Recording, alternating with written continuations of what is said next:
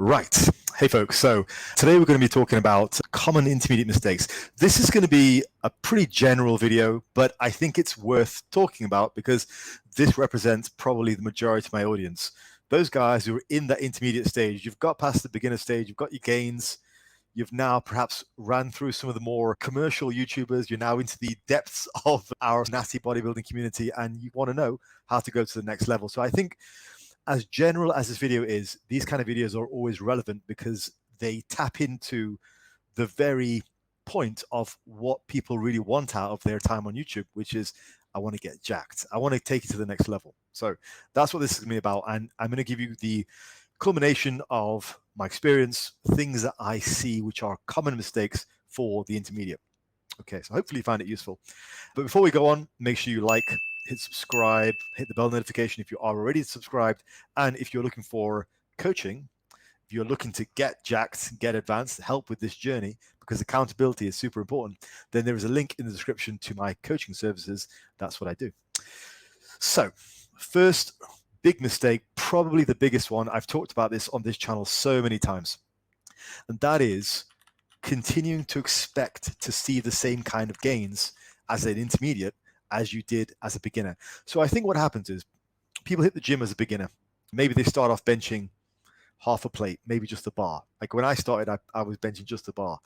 And they go to the gym, they do a few hard sets, and next time they come, they can bench a bit more, maybe 2.5 kilos more, maybe 5 kilos more, whatever it is. They can very robustly gain strength every time they go to the gym. And what happens is they get used to that because that's their normal. They just think, okay, this is how it happens. This is how strength is built. Now, for any of the guys out there who are a little bit more advanced, you know that that's not how strength is actually built. Those beginner gains, they're super quick. You guys who are at the intermediate stage, who have exhausted your beginner gains, you've got to realize that's not typical. That is very atypical of how fast gains come. So the reality is, when you hit that plateau, a lot of times it's not actually a plateau. It's just your gains have slowed down so much, people get frustrated. A very common scenario is, okay, you're going along fine, you're adding 2.5 kilos to your bench press, maybe every week, maybe every couple of weeks, and you get to a point, normally about 1.5 plates a side for a set of 5, something like that, for the average guy. You get to about that stage, and all of a sudden, you can no longer add weight every couple of weeks. So a couple of weeks go by, nothing really happens. You might get 1 or 2 reps here and there, but nothing really happens. And you're thinking to yourself, what's going on? I'm used to increasing the weight on a bar every couple of weeks. All of a sudden, I can't. You know what? It must be a plateau. People jump to that conclusion super, super quick. And so they change their routines. Maybe they change to sets of 10 rather than sets of 5. And they need a couple of workouts just to build it back up. Gets to the same point, and again, progress grinds to a halt, or what seems like a halt, but really grinds to a slow. And people get frustrated again. That's probably one of the first reasons why I think people just expect that their gains are going to carry on going. It's almost like being a beginner is like a red herring. You think that's how it's going to be. I remember being a beginner, and you would see literally weekly changes. You'd get stretch marks on your chest and shoulders, on your lats. Yeah, I've got stretch marks on my lats, on my shoulders, everything. They've kind of healed off now, but when I was younger, I remember getting those every week, and growth was just so fast. But then you slam into the intermediate stage, and that's it. The gains come to a screeching halt. Luckily for me, I was a powerlifter, so I had that focus. So I kept struggling through, and I just made progress slower. So I almost sort of accidentally realized this first point because I was a powerlifter. I had that goal to get a bigger squat, bench, and deadlift. A lot of people don't have that, and they just sort of mix things around. They get into different routines, blah, blah, blah. And so they halt their progress. But the reality is you've got to understand that progression slows down. So what can you guys take from this? What is the useful takeaway here? So the useful takeaway is you need 2 things. Firstly, obvious thing, you need patience. But secondly, you need a decent set and rep scheme. So I've talked about this in the past, how I use a series of expanding sets and reps. So this idea that you want to try and master the weight. Think of each weight as almost a step up climbing a high mountain, right? You want to solidify your step before you go to the next step. So in the same way, let's say you hit the heady heights of 1.5 plates bench for a set of, say, 5, then 3, okay, and 1, I don't know. So it's a rough workout. You only hit a 5, a 3, and maybe 1 or 2 reps to finish. Now, just because you hit a plate and a half for 5, 3, and 2, that's no place to jump up to another 5 pounds on the bar or another 2.5 kilos. You've got to try and master that weight. Do it for a few more reps, maybe another set. So think about building out sideways, adding in more volume at the same weight. Solidify your grasp on that plate and a half. So typically a common thing that I'll do is I'll get guys to take that weight and build up to 4 sets of 6 over the course of, say, 3 or 4 weeks. That gives them a much better position to then go forward onto an extra 5 pounds on the bar or 2.5 kilos. Just that simple change, a bit of patience and a proper set and rep scheme really helps. So very common thing that I've done with a lot of my clients, which works really well, is give them a range of, say, 2 to 4 sets of 4 to 6 reps. Nice way to go, especially when you're just starting out, you're at that early intermediate stage.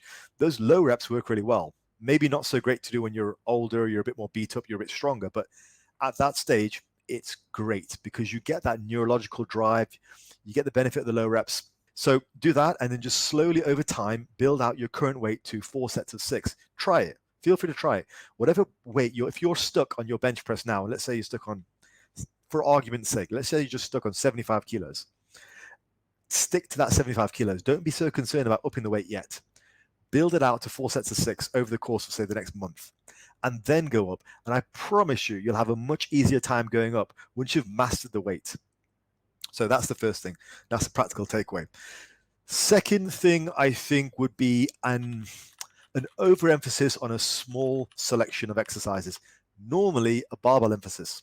Now, my history as a powerlifter, I'm all about squat, bench, and deadlift. Love it. Think they're great. Built a lot of my physique. But equally speaking, you don't all have to go through the same amount of pain and injuries that I went through. If you feel something isn't quite giving you the results, let's take a common example. Let's say you are trying to squat, but every single time squat either hurts your knees or your lower back.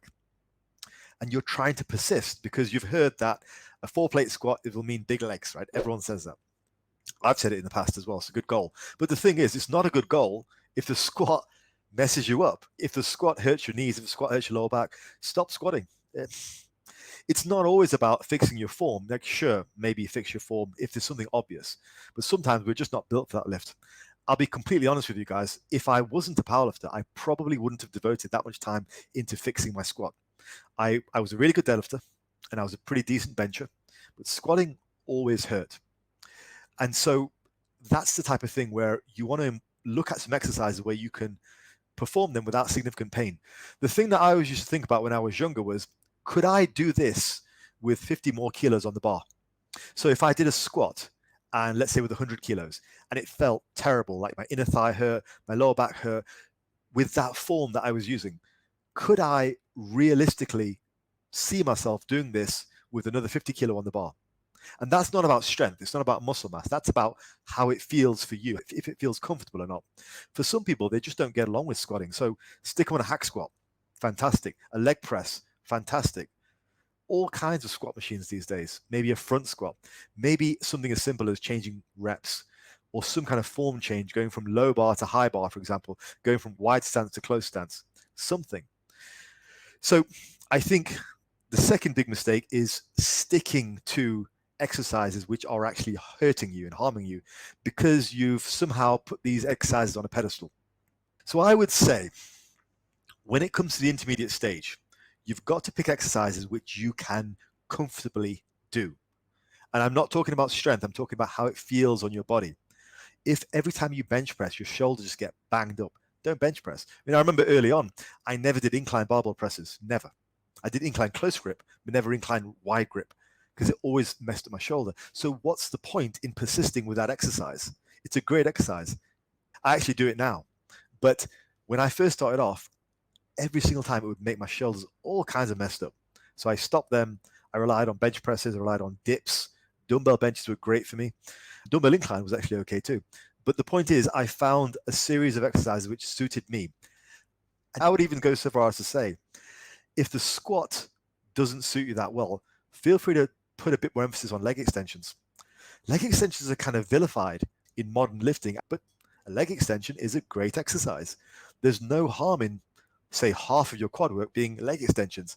If squats don't work well for you, but leg extensions feel great, go right ahead. I know guys who are just full, pure bodybuilders who really do nothing more than single leg presses, hack squats on the toes, plat style, and leg extensions and sissy squats, and they have great quads. It's not unheard of. You just need to be able to pick exercises which suit you well, you feel in the right muscle, and which you can load heavy. Again, always be thinking to yourself, could I load this with another 50 kilos? And does this make me feel the intended musculature? If you can satisfy those two things, load away, keep going. So yeah, mistake number 2, I would say, is not individualizing your exercise selection. Okay, now mistake number 3, falling for fitness fads. Okay, let's talk extremes for a second. I'm not a fan of extremes. The older I've got, the more moderate I've got with my recommendations, because usually that mid-road is the way forward. And I'll tell you why. Why is going to the extremes not a good idea? Simply because of this. Typically speaking, the average person, the average recommendation will work for the majority of people, because what normally happens is you do get some outliers. Some people might need something like extra high volume, extra low volume. But typically speaking, most people are in the middle. Now, why then do we see this overrepresentation of extremes? Why do people really go for extremes in volume, extremes in range of motion, all that stuff? It's because it's a psychological thing.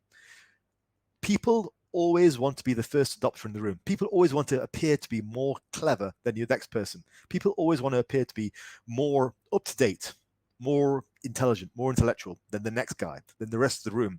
So if they can figure out something which sets them apart and they really emphasize that, then they really, really push in that direction. But the reality is, most people who are sensible in the space recommend the same things. Like, let's take some of the guys who you all know and love, like Freaky D, Basement Bodybuilding, Corral, Bald Omni Man, Alex Leonidas, all those good guys. We all have pretty much the same message. Progressive overload on the basics with good form. Some people err on the side of more caution when it comes to form and more specialized bodybuilding. Other people err on the side of more progressive overload. But either way, we all pretty much say the same message. It's the little differences which some people hyper focus on. And that's because they want to appear like they are the first adopter in the room. They want to appear like they are cleverer than everyone else. The reality is, those things make very little difference. So in my lifetime, I've seen people really focus on the squeeze, the contraction. You got to focus on the squeeze. That was huge when I was younger. Everybody was just banging on and on about focusing on the squeeze this, squeeze that. And now everyone's talking about length and partials. And every time you have these little fads come up, you have a ton of research which comes and backs it up, whether that's anecdotal evidence or whether it's research evidence, whatever it is. People will create a story behind it. And if you look at the actual research on length and partials, it's not massively more beneficial than regular stuff. And if those length and partials are meaning that you lose tension, so you have to drastically reduce weight on the bar, or let's say it puts you in an increased risk of injury, then it's not a good trade-off, because it's such little advantage. I don't think Milo Wolf is doing this, because I think he's just legitimately doing good research. But I think a lot of people have this psychological thing where they want to be the first to adopt in the room. So they want to feel like they've got the secret sauce. And you get these people who talk about these 1% things which may make a difference and really overemphasize them to the point where they even start arguments with other people about them. And you just think, why? What's the point? So third mistake is falling for fitness fads. If you are legitimately looking to push your body weight up 30, 40 pounds over the course of the next year or 2 years, start lean, apply good form where you feel the muscle with a range of exercises which suit you, and really get strong on those. That will do much more for your muscle mass than really hyper focusing on extremes like the contraction or the stretch. Again, not saying those are pointless. What I'm saying is none of that is a substitute for weight in the bar in good form with good cadence. So focus on the 90%. Don't spend your time too much arguing and blah, blah, blah over the little 1% stuff, because that's going to mess you up. And listen, I'm all for trying out new things. I'm all for people's anecdotes. But the bottom line is you and your progress. Where do you want to be in 6 months from now, in 12 months from now. If you want to make an actual proper visible difference, you need to apply the 90%. And that's what I'm talking about. So in terms of what you can do right now, find yourself a handful of exercises which you can do correctly and safely, and get strong as hell on them over the course of the next 6 to 12 months. I mean, that was literally the topic of my very first video on YouTube that I made a couple of years back now. But yeah, amazing. Anyway, next mistake. So the next mistake is trying to be a generalist, trying to get the best of both worlds. I don't believe in this at all. I think most people who try and get the best of both worlds get the worst of both. So be honest with yourself. If you're looking to get muscular, focus on hypertrophy. And again, natural hypertrophy, natural bodybuilding is going to involve quite a lot of progressive overload, quite a lot of getting stronger. So this whole like cope about being strong and being jacked, stop it already, okay? You're neither. Like a 170-pound guy with a 2-plate bench trying to tell me he's getting the best of both worlds, leave it out, mate. Like you've got the worst of nothing. So let's just try and focus on one goal at a time. The problem with the internet is it gives everybody a voice who maybe doesn't deserve one.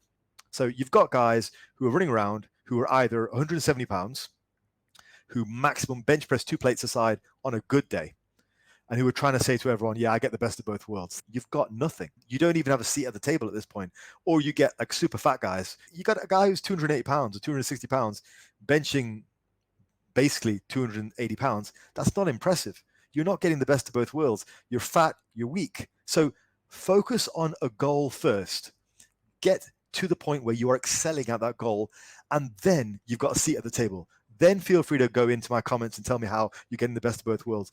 But do something first. Focus on one goal. Get jacked or get strong. Don't bang on the internet about how you're getting the best of both worlds when you weigh 170 and you bench 2 plates on a good day. That's the worst of everything. It's nothing. So the next mistake is pick a goal. Don't be a generalist. Don't try and get the best of everything, because you're always going to get the worst of it all. Pick your goal and go after it. Simple. So, and I always try and be sort of respectful about these things. I always try and be nice. But then people take the piss. People will then insist on saying, I'm getting the best of both worlds, when they're 50% body fat, benching body weight. Or they're 170 pounds, skinny fat, benching 2 plates. Like, yeah, okay, I'm going to be nice. I'm going to try and be inclusive. I respect your opinion, but you know fuck all. So do something, pick a goal, actually accomplish something, and then you get a seat at the table. Now, the final mistake is not enjoying the hard work. Now, I'm not talking about training, okay? What I'm talking about is what is hard for you. So hard for you might be diet. Hard for you might be good form and not lifting like an absolute monkey. But hard for you might be not binging on the weekend. Embrace the hard work. Like, you can take as much pride as you like in the weight that you lift. But if you've got X, Y, and Z areas of your training which you suck at, then improve those. That's where the hard work is. We always avoid things which we don't really like to do. We avoid things which we're not good at. The stuff that you're good at. If you're the kind of guy who's like big, fat, and strong, loves lifting heavy, and goes on and on about how hard you work, yeah, we'll get your diet in check first. If you want hard work, okay. In the gym, you're throwing weights around, but in the kitchen, you're stuffing your face. So maybe do that first before you start talking about how much you enjoy hard work and how everyone's a wuss these days, right? What's hard for you? Revel in what's hard for you. Now, I'll be the first to admit, diet was always my thing that let me down. Training, love training, train hard, great. Got jacked doing so. But I could have been better with diet. That was my hard work. So the final point is enjoy and revel in what is hard for you. So just to summarize the key points of the video, this video is aimed at intermediates. I'm assuming at this point you have a good grasp of the basics. You have made some good progress. Perhaps you look trained, but not spectacular. And I think some of the biggest mistakes are not being patient with your physique goals, your progression, and in doing so, not really utilizing an appropriate set and rep scheme. Second mistake is not tailoring your exercise selection for you, focusing perhaps too much on key lifts, which don't really suit you. Because if they don't suit you, what's the point? Third thing is falling for fitness fads, trying to be the first adopter in the room, trying to feel like you've got the special sauce. Reality is, most of the time, go straight down the middle, go with the averages. You're probably average. That's the point. You're probably not a special snowflake who needs to do super high volume or super low volume. Stick to the averages. Remember, it's all well and good being right on the internet, but is it actually going to change your physique 6 to 12 months from now? Next mistake is trying to be a generalist, trying to get the best of both worlds and getting absolutely zero of nothing, but having such a big ego that you don't see that. Oh yeah, I've got the best thing ever. I bench 2 plates. Oh yeah, I've got the best method of training. I get the best of both worlds, but you're 50% body fat. Like, fucking sort that out. Like, so try not to be a generalist. Go towards the goal, achieve something, and then go for the next goal. Achieve that. You might even do them both in the same year, but the point is you're going towards a goal. It's hard enough to achieve a goal. Trying to achieve 2 or 3 goals at the same time is a recipe for disaster. And once again, no one cares if you're successful having benched 2 plates aside or being 50% body fat. You don't get a seat at the table for that. Next one is not enjoying and embracing what is hard work for you, whatever is your downfall. That's really what it means to be advanced. Get better at the stuff which holds you back. That's being advanced, so you're more well-rounded. Intermediates are good at the stuff they're good at, but they're bad at the stuff they're bad at. An advanced guy works on the stuff he's bad at. That's the difference maker. Right, folks, I'm going to call it there. I'd love to hear your thoughts on this. This was a very general video, but in a topic that I think is going to help a lot of people. So use those practical tips. Hopefully that was good info for you. And you know what? Let me know what you want me to talk about next. Any kind of video ideas you have, pop them down, and I'll see about making a video about the best ones. Okay. Peace out.